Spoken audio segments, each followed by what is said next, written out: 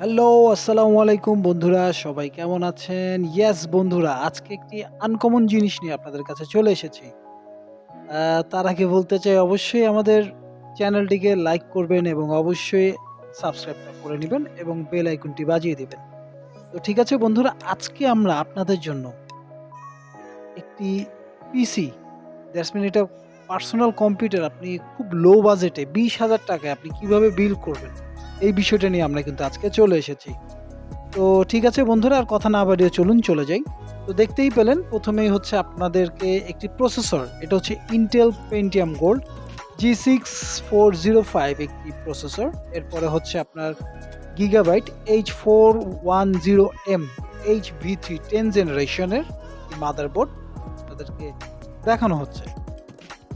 এরপর হচ্ছে একটি টিম ব্র্যান্ডের টিম এলিট প্লাস 8GB একটি র্যাম এবং 3222 স্পিডের একটি র্যাম সেটা।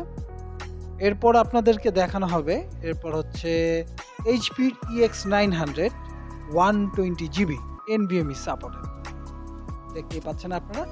এরপরে হচ্ছে একটি ক্যাসিং থাকবে এটার সাথে এক্সট্রিমের 996 মিড টাওয়ার। এই টোটাল পিসিটি 21,925 টাকা, বাট আমরা ডিসকাউন্টে 20,000 টাকা পর্যন্ত এটা করতে পারবো লাস্ট।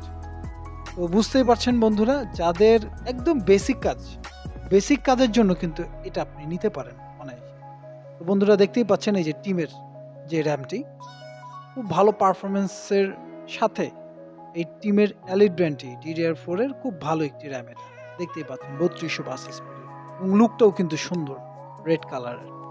এরপর হচ্ছে আপনার মাদারবোর্ডটাও মোটামুটি আপনার পারফরমেন্স ভালো। মোট কথা আপনার বেসিক যে কাজগুলো এগুলো কিন্তু অনায়াসেই হবে।